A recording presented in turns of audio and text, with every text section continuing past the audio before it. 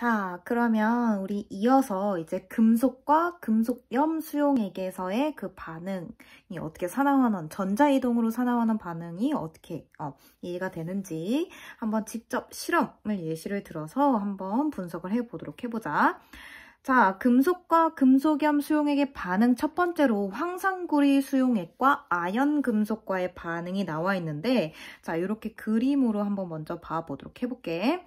자, 요 수용액이 바로 황산구리 수용액에 해당이 되는 겁니다. 자, 얘는 양이온과 음이온의 결합으로 만들어진 이온 결합 물질이야. 이온 결합 물질이니까 이 수용액, 즉 용액 속에 각각 양이온과 음이온으로 잘 녹아 있겠지? 자, 그러면 황산구리는 자, 구리 이가 양이온과 SO4 황산 이온으로 이렇게 각각 이온화돼서 수용액 속에 녹아있게 됩니다. 자, 그랬을 때 여기 사진으로 봤을 때 수용액의 색이 어떻니? 지금 약간 푸른색을 띠고 있잖아. 왜냐면 바로 요 구리 이온이 푸른색을 띠기 때문에 요 황산구리 수용액이 푸른색을 나타나게 되는 겁니다.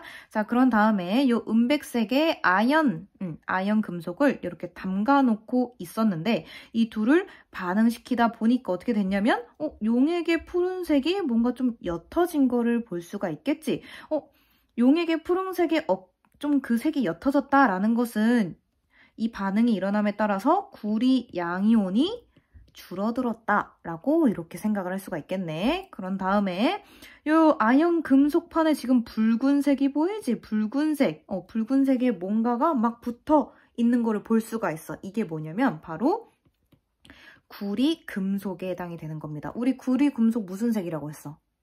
지난 영상에도 했었지만 구리 전선색, 붉은색을 띈다라고 이렇게 얘기를 했었잖아. 그래서 용액 속에 구리가 양이온 형태로 있었는데 아연이랑 뭔가 산화하는 반응을 일으키니까 구리 이온이 구리 금속으로 붉은색으로 이렇게 석출돼서 나타내는 거를 볼 수가 있다라는 겁니다.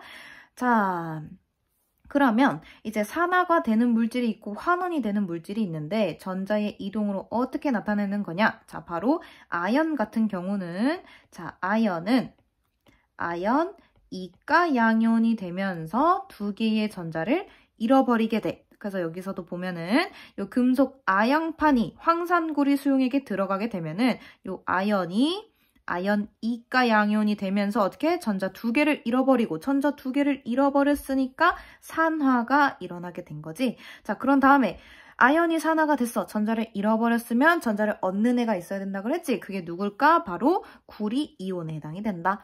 자, 그래서 구리는 이가 양이온이었는데 아연에서 전자 두 개 잃어버리고 걔네들이 만나게 되면은 구리 금속이 석출이 된다. 그래서 요 아연판에 붉은색의 구리 금속이 석출돼서 나타난 거를 알 수가 있습니다. 그래서 여기서도 반쪽 반응식을 쓰면은 구리 이가 양이온이 전자 두 개를 얻어서 구리 금속으로 석출이 된다. 전자를 얻었으니까 구리 이온이 환원이 되었다. 라고 이렇게 얘기를 할 수가 있고, 자, 그럼 이 반쪽 반응식을 합해야 요 황산구리 수용액과 아연 사이의 전체 반응식이 나오는 거겠지? 그럼 전체 반응식을 써보면 자, 아연과 요 전자 두 개 나오고 전자 두 개 들어갔으니까 사라지고 아연과 구리 양이온이 만나면 아연은 아연 이온, 양이온이 만들어지고 구리 이온은 구리 금속으로 석출이 되더라. 자, 바로 전자의 이동으로 알 수 있는 산화 환원 반응, 즉 금속과 금속 수용액 반응에서 첫 번째 예시에 해당이 되는 거야. 자, 그러면은 이렇게 생각을 할 수가 있어. 그러면 내가 반대로 한번 실험을 했다고 해볼까? 즉, 아연 금속이 아니라 내가 구리 금속을 준비를 하고 붉은색의 구리 금속을 준비를 하고 이번에 아연이 녹아져 있는 그 수용액을 반응시킨다고 해보자. 그러면은 요때일 때도 전자의 이동이 일어나고 산화하는 반응이 일어날까? 라고 이러한 의문이 생길 수가 있는데, 자, 구리 금속과 아연, 이온 요 상태로 화학 반응을 일으키게 되면은 산화하는 반응이 아예 일어나지가 않습니다. 아무런 변화가 일어나지가 않아. 자, 왜냐면 그거는 바로 요 밑에 부분에 있는 금속의 이온화 경향으로 설명을 할 수가 있어. 너네 활동지 이제 뒤쪽으로 넘어가면 됩니다. 자, 금속의 이온화 경향이라는 건 뭐냐면, 자, 금속의 이온화 경향. 금속은 무슨 이온이 되려고 하지, 얘들아? 그렇지. 금속은 양이온이 되려고 하는 원소에 해당이 되는 거잖아. 자, 양이온이 된다라는 것은 전자를 잃고 양이온이 되려는 경향을 바로 금속의 이온화 경향이다라고 이렇게 얘기를 해주고, 자, 전자를 잃어버린다라는 것은 산화가 된다라는 거지. 그만큼 이온화 경향이 큰 금속일수록 전자를 잃고 산화되기가 쉬우며 그 말은 그만큼 금속의 반응성이 크다. 라고 이렇게 얘기를 할 수가 있습니다. 자, 그래서 여러 가지 금속의 그 이온화 경향을 비교하는 이 부분이 나오게 되는데 이거 외워야 돼, 얘들아. 근데 여기서 보면 다 금속인데 비금속인 애가 들어가 있다? 바로 수소야, 수소. 그치? 여기 한 중간에 들어가 있지? 수소가 왜 들어가 있냐면 수소는 이렇게 여러 가지의 금속의 이온화 경향을 비교하는데 어떤 기준이 되는 물질이기 때문에 비록 비금속이지만 이 경향성을 나타내는 도표에서 이렇게 가운데에 들어가 있게 되는 거야. 자, 이거 어떻게 외우냐면은 선생님 이렇게 외웠어. 그냥 앞글자만 따서 칼, 카, 나, 마, 알, 아, 철. 니켈이야, 니켈. 니켈, S는 주석입니다. 그래서 니주, PB는 납이야, 납. 니주, 납. 하고 구리, 수은, 그냥 은, 요 PT, 플라티늄이라고 해서 백금이라고 하고 AU는 그냥 금에 해당이 되는 거야. 그래서 칼카나마, 알아철, 니주납, 수소 있고 구리, 수은, 그냥 은, 백금, 금. 요렇게 외우면 좋을 것 같아. 자, 그래서 요 칼륨으로 갈수록 이온화 경향이 커지는 거고 금으로 갈수록 이온화 경향이 작아지는 거야. 그러니까 칼륨으로 갈수록 전자를 잃고 양이온이 되려는 그 반응성이 굉장히 큰 거고 금으로 갈수록 반응성이 작아지는 거다라는 거. 자, 그런 다음에 얘네들을 또 몇 가지로 또 분류를 할 수가 있는데 어떻게 분류를 할 거냐면 3, 4, 3으로 이렇게 한번 쪼개보는 거야. 자, 쪼개봤을 때 이 칼륨, 칼슘, 나트륨 이 앞에 있는 애들은 굉장히 반응성이 크기 때문에 찬물에서도 반응이 잘 일어나. 그냥 차가운 맹물에서도 반응이 잘 일어나고 자, 마그네슘, 알루미늄, 아연, 철 같은 경우에는 조금은 반응성이 좀 덜하기 때문에 온도가 조금 더 높은 더운 물에서 반응을 나타내. 자, 그런 다음에 니켈, 주석, 납 같은 경우에는 그냥 맹물에서는 반응 안 일어나. 어떤 용액에서는 즉 산성 용액에서만 반응을 일으키게 됩니다. 자, 그럼 수소 뒤에 있는 구리, 수은, 은, 백금, 금 같은 경우에는 산성 용액에서도 반응이 안 일어나는 굉장히 반응성이 작은 안정한 금속 원소들이다라고 이렇게 생각을 하면 되고 자, 그런 다음에 여기 있잖아. 요거는 누적된다라고 생각을 하면 돼. 그러니까 찬물에서 3개의 이 원소가 반응을 했다면 더운 물에서는 이렇게 7개의 원소가 반응을 할 수가 있는 거고 산성 용액에서는 니켈, 주석, 납까지 총 10개의 금속 원소가 반응을 할 수가 있더라. 누적이라고 생각을 하면 됩니다.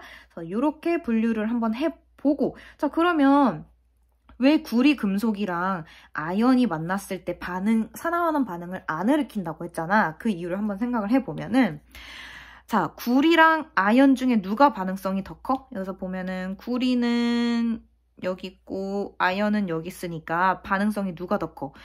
아연의 반응성이 구리보다 더 큰 거지. 그 말은 뭐야? 구리보다 아연이 양이온이 되려는 그 힘이 더 세다는 거야. 자, 그런데 내가 요 반응을 시킬 때는 이미 아연이 양이온이 되어 있어. 그렇지. 이미 경쟁에서 이겼어. 전자를 더 이상 잃어버릴 것도 없어. 그러면 받을 것도 더 이상 없는 거잖아. 그래서 산화하는 반응이 안 일어나게 되는데 요 같은 경우에는 구리가 양이온인 형태로 있고 아연이 양이온이 아닌 그냥 금속 형태로 있게 되는 거잖아. 그런데 아연이 양이온이 되려는 성질이 구리보다 더 세다며. 그런데 구리가 이온으로 있네? 그렇기 때문에 너는 나보다 힘이 약하잖아. 그렇기 때문에 아연이 그 경쟁에서 이겨서 전자를 내보냄으로써 양이온이 되고 그 내보낸 전자를 구리가 경쟁에서 진 구리가 받아서 구리 금속으로 이렇게 석출이 되게 되는 거다. 그래서 이렇게 금속과 그냥 금속과 금속이 포함되어 있는 그 금속염 수용액의 반응에서는 이 금속의 이온화 경향, 이 도표를 잘 이해를 해야지만 어떻게 산화하는 반응이 일어나는지를 이해를 할 수가 있는 겁니다. 자, 그러면 두 번째 예시를 한번 봐볼게. 이번에 구리 금속이랑 질산은 수용액을 반응을 시켰을 때야. 여기서 그림을 한번 봐보면 빨간색의 구리 전선이 이렇게 남겨져 있고 질산은 수용액이 있는데 얘도 마찬가지로 이온 결합 물질이니까 이 수용액 안에 어떻게 있냐면 바로 은 이온과 NO3 질산은 이온이 이렇게 NO3 마이너스 이런 형태로 양이온과 음이온이 녹아져 있는 형태입니다. 자, 그런데 여기 금속 원소는 바로 구리와 이 은에 해당이 되는데 이온화 경향성을 따졌을 때 자, 구리와 은 중에 누가 이온화 경향성이 더 크지? 그렇지. 이 도표에서 확인할 수 있지만 구리가 이온화 경향성이 더 크다. 그럼 이 두 개가 경쟁을 했을 때 이기는 애가 구리야. 그렇지. 자, 그러면 구리는 전자를 잃어버려. 어떻게 잃어버리냐? 구리 이가 양이온이 되면서 전자 총 2개를 잃어버리고 그러면 잃어버린 전자를 누가 받아? 경쟁에서 진 금속 원소인 바로 구리 이온이 그 전자를 받게 되면서 은 금속으로 다시 석출이 되더라. 그래서 보면은 지금 구리와 질산은 수용액이 반응하니까 용액이 점점 푸른색으로 지금 변한 거 볼 수가 있지. 그 이유는 바로 구리 이온이 구리 전선에서 녹아져 나왔기 때문에. 왜냐면 구리 이온은 또 푸른색을 띈다고 했었잖아. 그래서 용액이 푸른색으로 점점 찌는 거를 볼 수가 있는 거고 그런 다음에 은 금속이 석출이 돼야 되지. 그렇기 때문에 구리 전선에 이렇게 은백색을 띠는 반짝반짝거리는 은 금속이 이렇게 붙어져서 석출돼서 나오는 거를 실험 결과 관찰할 수 있게 되는 겁니다. 자, 그러면 전체적인 거를 한번 쑥 훑었고 이제 화학 반응식을 한번 써볼게. 자, 구리의 산화가 어떻게 일어나냐? 자, 구리 금속이 구리 이가 양이온이 되면서 2개의 전자를 잃어버린다. 즉 전자를 잃어버렸으니까 구리 금속은 산화가 일어나게 되는 거고 자, 그런 다음에 은 같은 경우는 1가 양이온이지. 1가 양이온에서 은 금속으로 석출이 되려면 전자 몇 개 얻어야 돼? 1가 양이온이니까 전자 하나 얻으면 되는 거지. 전자 하나를 얻어서 은 금속이 석출이 구리 전선에 붙어서 석출이 된다. 자, 그런데 여기서 중요한 거. 구리가 전자를 2개 잃어버렸으면은 그 2개의 전자를 누군가는 다 받아줘야 된다고 했잖아. 전자에 이동하는 그 개수는 같아져야 된다 그랬지? 자, 그런데 구리 하나당 전자 2개를 내보내. 그런데 은 하나당 전자 하나를 얻어야지만 되는 거니까 은 이온이 총 몇 개가 사용이 될까? 구리 하나가 반응을 해서 구리 양이온 하나가 만들어지면은 전자 2개가 나오게 되고 그 2개의 전자를 다 소모시켜주기 위해서 은 이온은 2개가 소모가 돼야 된다. 그래서 여기 앞에 2를 넣어주면 되는 거겠죠. 자, 반쪽 반응식이 이렇게 완성이 됐으면 전체 산화하는 반응식은 어떻게 되냐? 2개의 전자 없어지니까 구리 하나와 2개의 은 이온이 반응을 해서 구리 이가 양이온 하나와 2개의 금속 원소가 석출이 된다. 이 과정도 전자의 이동으로 볼 수 있는 산화환원 반응의 한 예에 해당이 된다. 자, 그 다음에는 이제 금속과 금속염 수용액에 관련된 산화하는 반응을 봤다면 이번에 금속과 산 수용액의 반응으로 한번 넘어가 보도록 해볼게. 자, 여기 예시로는 아연과 염산 수용액의 반응으로 나와 있는데 자, 염산 수용액이라고 했으니까 이 HCl은 물에 녹았을 때 H+, 그렇지? H+와 Cl-로 이렇게 이온화돼서 녹아져 있는 형태가 되는 거고 여기에다가 내가 아연 금속을 이렇게 꽂아놨어. 자, 그럼 반응이 어떻게 일어나야 되냐? 자, 아연과 우리 수소, 금속의 그 이온화 경향성 도표에서 아연이랑 수소 보면은 누가 경향성이 더 커? 그렇지. 아연의 경향성이 더 컸었지. 즉, 양이온이 되려는 성질이 아연이 더 컸단 말이야. 자, 그런데 양이온으로 있는 건 누구야? 수소 이온에 해당이 되는 거지. 그래서 경쟁에서 아연이 이김으로써 아연은 이가 양이온이 돼서 전자를 2개 잃어버리고 그럼 2개 잃어버린 전자를 누가 받을까? 그 경쟁에서 친 H+, 수소 이온이 2개 전자를 받음으로써 수소 원자로는 자연에 존재하기가 힘들잖아. 그래서 수소 분자 H2, 수소 기체로 이렇게 발생을 하게 된다. 이게 바로 금속과 산의 반응에 해당이 되는 겁니다. 우리가 지금까지 금속이랑 산이랑 반응을 하면은 수소기체가 발생한다라는 거는 지금까지 쭉 얘기를 했었는데 이 반응이 바로 전자의 이동으로 볼 수 있는 산화환원 반응의 한 예시구나라는 걸 여기서도 또 나오게 되는 겁니다. 자, 그러면 이제 활동지 빈칸을 같이 채워보면 아연과 수소의 이온화 경향성 어떻게 돼? 아연이 수소보다 양이온이 되려는 이온화 경향성이 더 크다. 즉 산화되려는 성질이 더 크다. 그래서 두 번째 아연의 산화 반응은 어떻게 일어나냐? 자, 아연 2가 양이온이 되면서 두 개의 전자를 내보낸다 라는 거. 그래서 아연은 전자를 잃고 이건 여기서 선생님이랑 같이 해볼까? 활동지로 같이 하는 게 나을 것 같다. 자, 아연과 수소의 이온화 경향아니고 아연의 산화를 보면은 자, 아연은 전자를 잃고 Zn2가 아연 양이온으로 산화가 되어 수용액에 녹아 들어간다. 그래서 이렇게 쓰면 되는 겁니다. 자, 그럼 수소이온의 환원. 자, H+는 전자를 얻고 H2로 환원이 되어 수소기체를 형성하여 공기 중으로 날아간다. 자, H+가 수용액에 있는데 얘는 전자를 하나 받으면 수소 원자가 되는 게 아니라 수소 분자가 돼야 된다 그랬지? 그러면 수소 이온은 두 개가 있어야 되는 거고 두 개의 전자를 받아야 된다.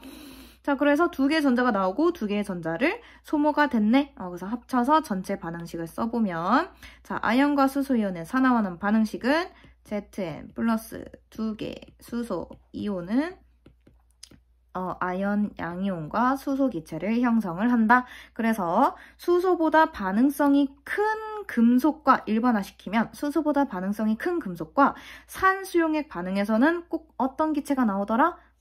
수소 기체가 발생하더라. 자, 그러면 여기서 한번 생각을 해보면 산 수용액이랑 구리 금속이랑 내가 반응을 시키면 반응이 일어나 안 일어나? 이번에는 구리가 수소보다 이온화 경향성이 더 작기 때문에 반응이 안 일어납니다. 그래서 구리, 수은, 은, 백금, 금과 산 수용액에서는 반응을 하지 않는다. 즉 수소 기체가 발생하지 않는다. 라는 겁니다.